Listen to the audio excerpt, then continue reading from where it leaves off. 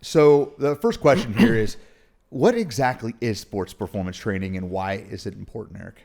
Yeah, so youth sport performance training it's really exercise or fitness-based protocols that are really created or performed to help achieve a desired outcome and really to minimize risk of injuries. So, really when an athlete goes in to train, not just with us, most of the time when they go places, they're looking to get a little bit better at their sport, become a little more resilient so they're less likely to break down and get hurt. This is something you actually see a lot of studies through the ASCM, American College of Sports Medicine, and the NSCA, National Strength and Conditioning Association, on youth training, youth development, youth performance, things like that. They talk about training as really as safe as 5 to 7 years old, but it looks very different than what you're going to see in a 15, 16, 17-year-old prepubescent athlete.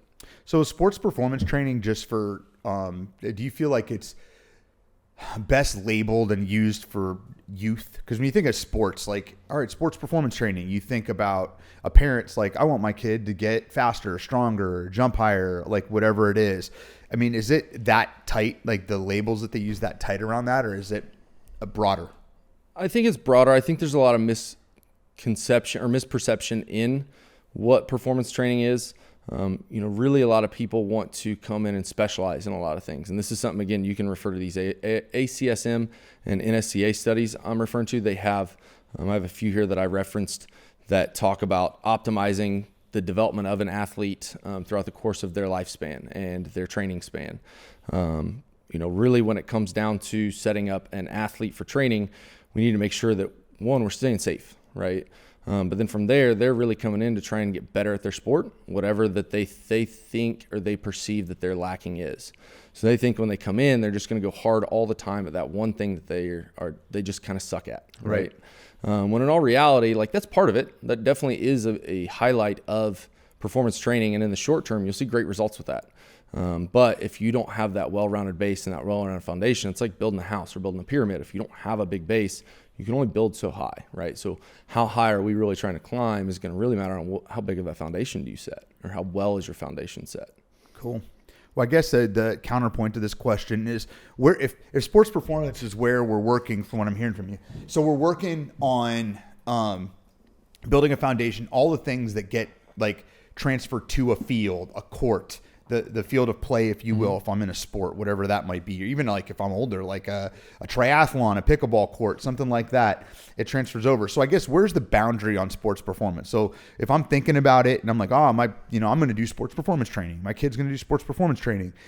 Sports performance training is important. Like, where does it end? Like, what's not sports performance training? Or maybe some places where people get wrong, where like, I'm doing sports performance. Yeah.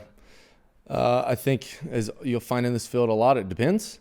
I think one of the big things is what's your perception? I mean, this day and age, we have, e-gaming leagues, right? So how do you increase performance for that? And a lot of wrist exercises. Is that all right? You have a lot of different things for the sport itself, but the same thing in exercise, right? Like you're starting to see some of these professional e-gaming sports teams hire, fitness and nutrition professionals to keep them healthy and active so they can stay focused and perform better in the video game, right? So again, what's our perception of it? Gotcha. I think that's going to be where it really lies. I think some of that comes to framing it from the coach. I think understanding and letting the parent know that, hey, we are here to help with the things that you want to help with. I think it's really important to build those weaknesses and those things you struggle with. Like those are especially going to be the wins that help you want to come in the door more because you see the turnaround. But in that, if you understand how to build a protocol properly, or you're working with someone who knows how to do so properly, you're setting yourself up for not just that short-term success, but that long-term success down the road as well. So it sounds like sports performance and the actual sport itself, when it comes to like going to like a practice, there are concentric circles that can overlap over each other.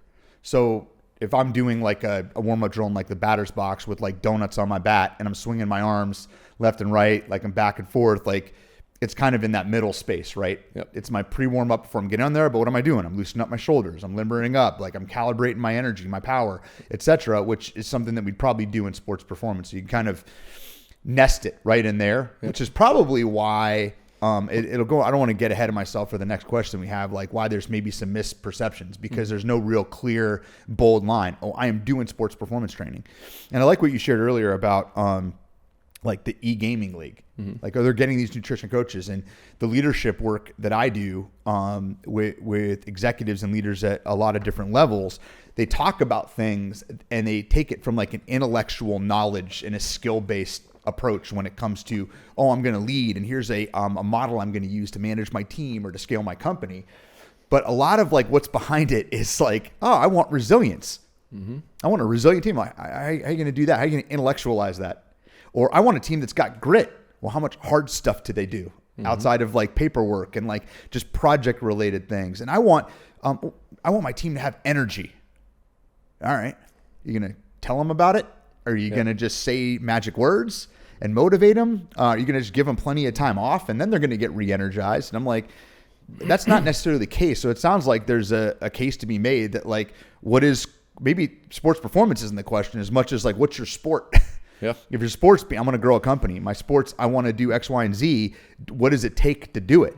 Because you could take like gaming league and cross that over to like leading a business, leading a field sales team, like all of those different things. So I think like what is sport could be even expanded, and maybe even just like isolating performance training. Yep. You can almost go down to that level. I think a big part of it too comes down to, and this is something I really love, Dr. Andy Galpin refers to a lot, like what is your intent, right? I think it goes down to like you and I could be doing the same exercise, but if we're focused on different things, we're going to create different adaptations. You're going to have some carryover. Like you said, you have those concentric circles, right?